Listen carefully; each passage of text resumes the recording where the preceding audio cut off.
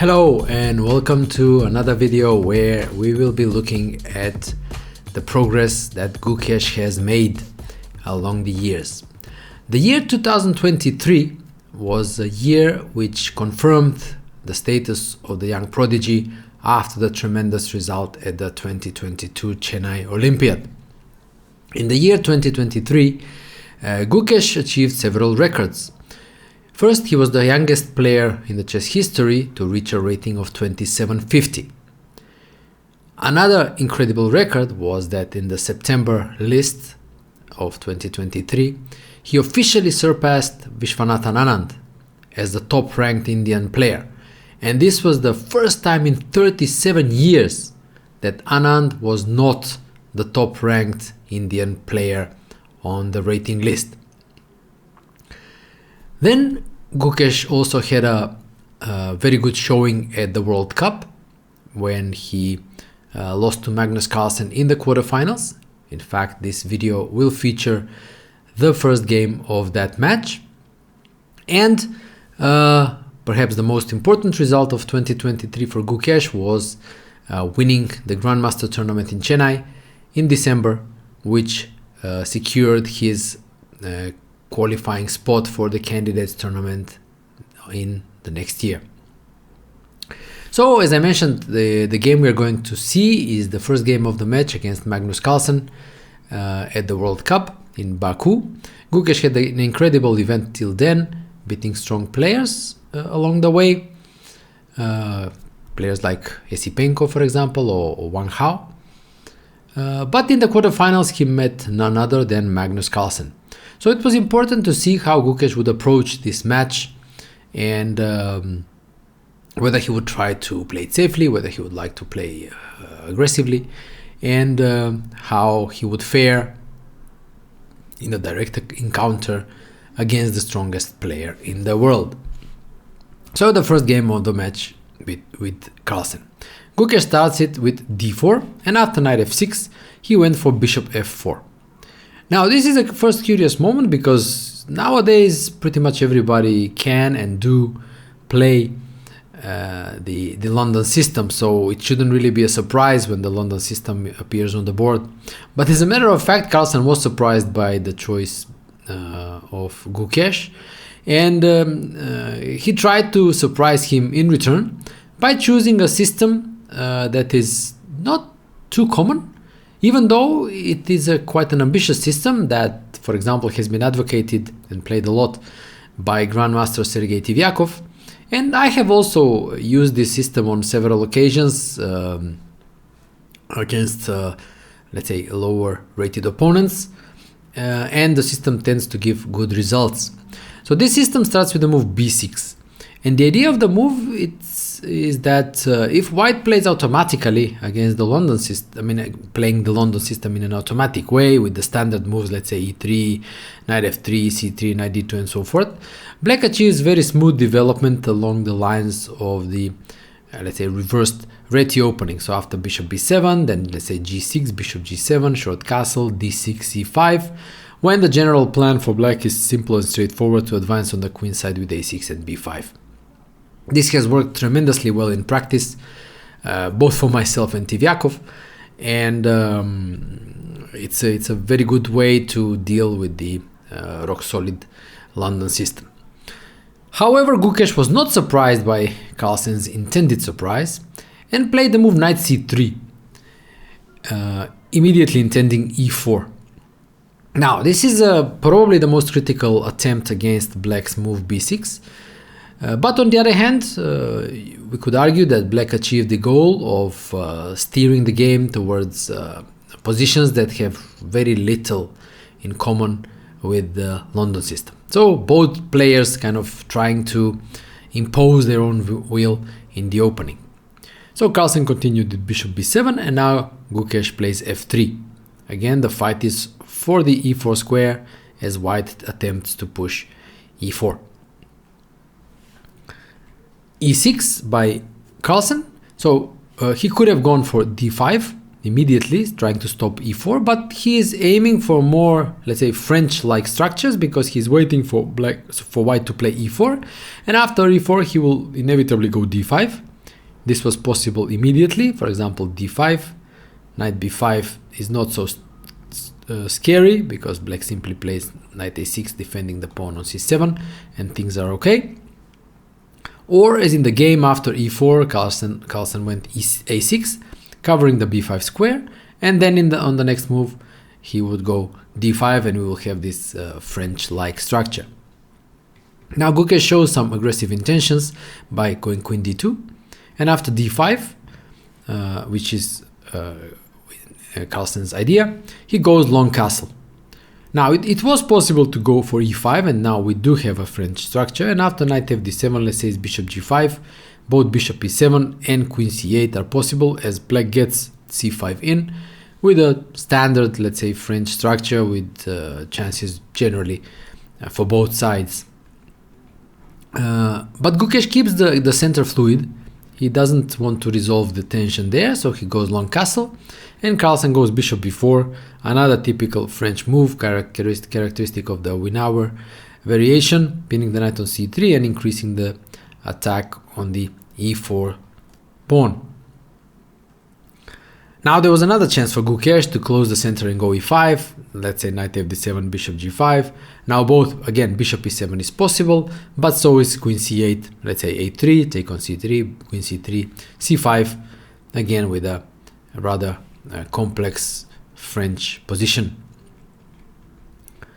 But Gukesh still wanted to keep the center more fluid. He went for a3 immediately, and after bishop takes c3, queen c3, d takes e4,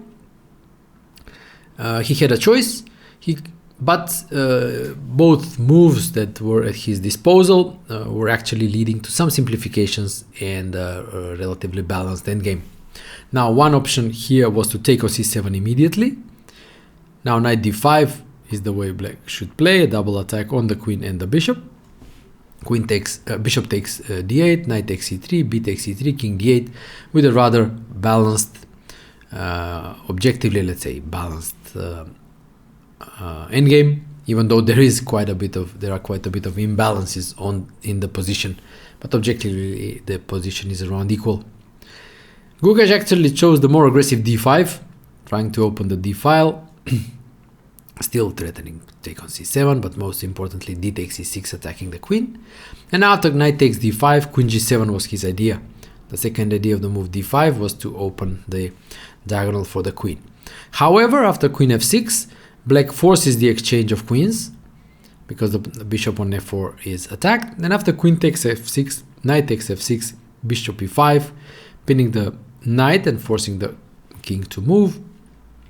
King e7, because knight d7 is met by rook d7, yeah? So rook d7, and then if the king takes, the knight is lost, and if the knight takes, the rook h8 is lost. So king e7, and now bishop c7, attacking the pawn on b6, and knight bd7. So we saw the end of the forcing line, and what we have is a very complex endgame where both sides have their own trumps. White has the pair of bishops, whereas black has really good development and central control. So you see black controls all these central squares. So all these squares are controlled. e4 is also controlled. There is an attack on the pawn on f3. So the harmonious development of the black pieces compensates for white's pair of bishops. Additionally, white also has to finish development, and this basically gives in practice easier play to black. And now this is also an important moment, because from this moment onwards we should try to observe and also note how actually Carlsen manages to outplay Gukesh from this position. So it's simply that the problems that white has to solve and the fact that black's position is easier make it more difficult to play with white. And Gukesh, even though he plays well to a certain point and keeps drawing chances until the almost very end, eventually still succumbs when faced with Carlsen's very high level of play. So let's see how the game continues. Bishop drops back to g3, avoiding being attacked on the c file. Rook hg8, black activates the rook, and now bishop e2.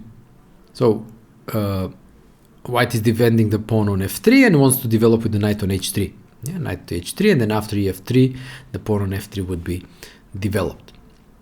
Now Carlsen plays a fine prophylactic move, king e8. The idea of the move is to avoid this check from d6. And the idea can be seen, for example, in case in this position white continued with the plan to develop the knight with knight h3. Now after knight h5, the bishop is attacked, and now the move bishop d6 is not with check. Yeah? So black can take the pawn on g2. This was a possible line because after rook hg1, rook takes to g1, rook takes g1, there is a threat of very unpleasant check on g8, knight f6, defending against the check, and now knight g5, and white sacrificed the pawn but activated his pieces to a great extent, and this gives him some compensation for the pawn. So the activity of the pieces, the very strong bishop, white has compensation for the pawn. So this was possible, but Gukesh decides to play in a more simple way by taking on e4, and after knight takes e4 to go bishop f3. Yeah, so the bishop is activated, pinning this knight on e4 for the moment, even though that pin can be resolved immediately. And now we enter on the path of simplifications. Knight takes g3, attacking the rook on h1. H takes g3, bishop takes f3, knight f3, rook takes j3, rook takes h7. Now the threat is check on h8, and Carlsen avoids that by playing king e7. And now again, after a series of simplifications, we have an endgame where again the engine would tell you that this is equal and probably should be just a draw, but for humans it's obvious that black's position is easier to play. So we could say that in spite of trying to surprise Carlsen in the opening, Carlsen's opening reaction was quite astute, and he managed to steer the game towards positions and an endgame where he obtained a position that's easier to play. Now, why is this endgame easier to play for black? Well, first he has a centralized king and a central pawn majority that is mobile, so these pawns can move forward. Then he has an active rook pinning white down to the defense of this pawn on g2. And third, white's own queenside majority is much more easier to advance and to create a passed pawn, whereas black already has a passed pawn on d-file. So all these factors make white's position more difficult to play, and even more difficult made by the fact that on the other side of the board is none other than Magnus Carlsen, who simply enjoys and plays these types of position better than anyone in the world. So here we had the 16-year-old Gukesh, a 17-year-old, I think, 2023, 17-year-old Gukesh, trying to defend this unpleasant yet equal endgame against the best player in the world. So it was a good test of character, test of quality, to see how well he would do. So knight d4 played by Gukesh, threatening knight c6 check, knight e5, defending against the check, and rook e1, counter-attacking the knight on e5. And in this position, Carlsen makes a decision to transpose to a double rook endgame, in which he still keeps the pressure against the pawn on g2, and it also manages to cut off the white king along the d-file. So he plays the move rook g4, counter-attacking the white knight on d4. Gukesh takes on e4, on e5, black takes on d4, and now the king is cut off along the d-file, and this can be important, especially if black manages to start pushing the e-pawn, as the white king cannot join the defense. So rook e2, dropping back and defending the pawn on g2 in advance, rook a d8, threatening mate, c3, and now rook f4. Now this is a fine move, it's a nice prophylactic move, because if the move went elsewhere, white would have played rook f2, attacking this pawn on f7 and creating enough counterplay. So Carlsen prophylactically prevents rook f2. And now king c2. This is a natural move, although Gukesh could have followed Carlsen's example of playing nice prophylactic moves with the move rook g7. And the importance of the move is that it controls the g file, and prevents black from using it by playing rook g8 and pinning white down to the defense of the pawn on g2. So this would have been a nice move for white. But objectively speaking, nothing wrong with king c2, even though I think things would have been a bit easier for white had he played rook g7. So rook g8 by Carlsen, attacking the pawn on g2. And now b4. Another natural move, because what Gukesh is trying to do is he's trying to push forward his own majority on the queen side, first improving the position of the king, now advancing with the majority. But again, I think this doesn't quite solve the problem when it comes to the easiness of play in this position. So for example, a move like king d2 would have made sense, because for the time being, white wants to just consolidate the king side. After rook fg4, he needs to play the move rook h2, and this does look very ugly. But white has the very simple plan of king e1, king f1, defending the weakness on g2, and then liberating one rook for activity when this queenside majority can move forward. And as we shall see, the king on the king side on f1 not only defends the pawn on g2, but also is very good for defense against the advance of white's central pawns. So this would have been an alternative plan. But Gukesh decided otherwise. He went b4, b5 by Carlsen, trying to stop the advance of the queenside majority by controlling the a4 and c4 squares. King b3, intending a4. Rook f g4, attacking the pawn on g2. Rook f2, counter-attacking the pawn on f7. Now rook g7, forcing an exchange of one pair of rooks, takes on g7, takes on g7, and a4 now. So logical play by both sides, and we see white finally establishing contact on the queen side and advancing with the majority.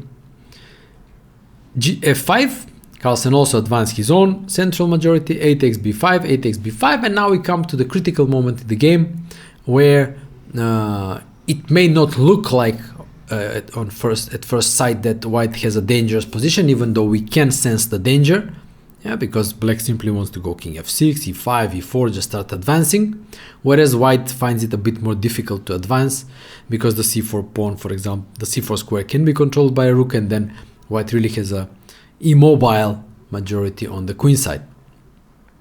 So this indicates that that white must do something urgent, and the move Gukesh chose makes perfect sense. He went rook a2, activating the rook, but in fact the move is a losing mistake, and we shall see why. The only move to draw was the move c4. Can't blame Gukesh really, because it looks like a blunder. Rook g3 check, and then if the king moves, white simply loses a pawn. But the point is that after rook f3, bc4, king c4, rook g2, white did lose a pawn, but he has the extremely important move rook b3 at his disposal, and now the b pawn, helped by the rook from behind, gives enough counterplay for white to draw the game. So this was the drawing chance that he had, but unfortunately missed. However, after rook a2, Carlsen also failed to find the win. He played the move rook g5.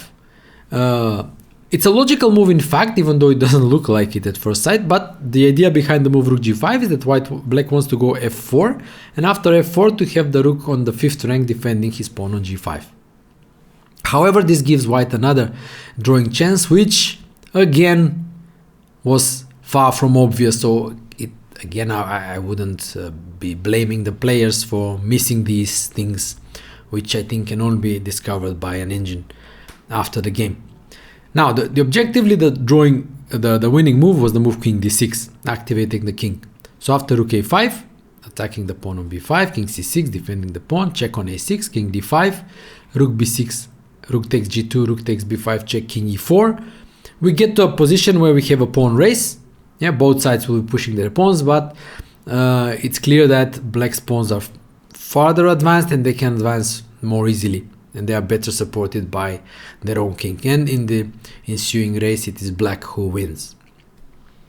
But perhaps Carlsen didn't want to enter the race or miscalculated something, and he chose the more controlled way to play with the move rook g5.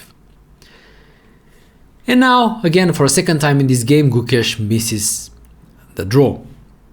He played the natural move rook a7 check, but this again lands him in a losing position. He had to play rook a5, attacking the pawn on b5, and after f4, again, he had to make an incredibly difficult move, and one that for sure did not cross anybody's mind, and that is king c2. It's an insane move because it gives up the pawn on g2 with check, giving black two connected passed pawns.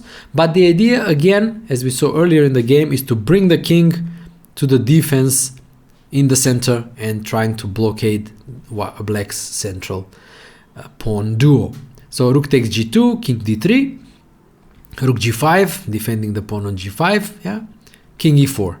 So white sacrificed the pawn, but he managed to get the king to the center and blockading the black pawn. So rook f5, threatening f3, and king f3. Check on a7, king f6, and king f3. And this position turns out to be a draw because the king is very good blockading the pawns, but more importantly, black squares are kind of awkwardly placed. So for example, e5 is awkward because white can give checks, but at the same time blocks the fifth rank for the rook. So white will go and pick up the pawn on b5. And the king on f6 cannot conveniently help the advance of the central pawns. Ideally, the king would like to be on f5 to allow for e5, e4, but that spot is taken by the rook, which in turn defends the pawn on f4. So black's pieces are uncoordinated, and this gives white should give white the draw that he needs. Again, very difficult variation that you can actually only understand when analyzing the game afterwards. So it's not a surprise that Gukesh went for rook a7, but after this, white is lost. King f6, and now just he decides to defend the pawn on g2. However, after f4, it's clear that black has passed pawn to advance, and white doesn't really have any counterplay. So rook c2, intending c4. The immediate c4 again is met by rook g3 check, so that was not possible. So rook c2, and now rook g3, an important move, pinning the pawn on c3 and preventing c4. And king a2, and getting away from the pin, but king e5, and it's clear that white is completely passive, and passivity in rook endgames usually means, well, death, yeah, loss of the game and being suffocated. So king b2 now, and king d5, again stopping c4 by controlling that square and also allowing e5, e4, e3, and so forth. Rook d2, king e4, king b3, e5. Yeah, white is completely passive and is basically lost. Rook e2, king f5, rook d2, e4, rook d5 check. Finally winning that pawn on b5, but already it's too late. The pawn is too far advanced. King f6, take on b5, e3. The threat is e2, e1. Check on b6, king f5, check on b5, king e4, rook b8. The idea is to defend from behind, but this is simply not going to work because the pawn is too far advanced, and supported by both the king and the rook will cost white material. And after e2, basically Gukesh resigned, because after check, king d3, there is a threat of rook e3, and the pawn will promote.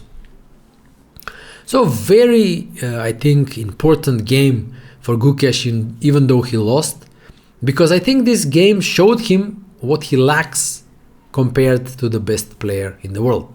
So he was outplayed from a somewhat unpleasant position from an endgame, which was slightly unpleasant for him to play. And I think this showed him the types of positions he should most likely avoid, and also the types of positions he should improve at in his work. In the second game of the match, Gukesh tried his best to stir up some play with the black pieces against Carlsen, and he succeeded to a certain point, but eventually Carlsen managed to make the draw and win the match and eliminate Gukesh from the World Cup. So even though this was a game that Gukesh lost, I think it was an important game in his development as a player, because frequent successes can often make you lack objectivity, but I think a loss like this, very instructive one, at the hands of the best player in the world, was certainly an important lesson for him, and from which he definitely learned a lot, because his next results showed that he became a better player after the World Cup in Baku. So thanks for watching this video. I hope you enjoyed it and you learned and saw how Carlsen outplays the best players in the world, but also what can be learned from these losses like Gukesh did. So thanks again, and I'll see you in the next video. Cheers.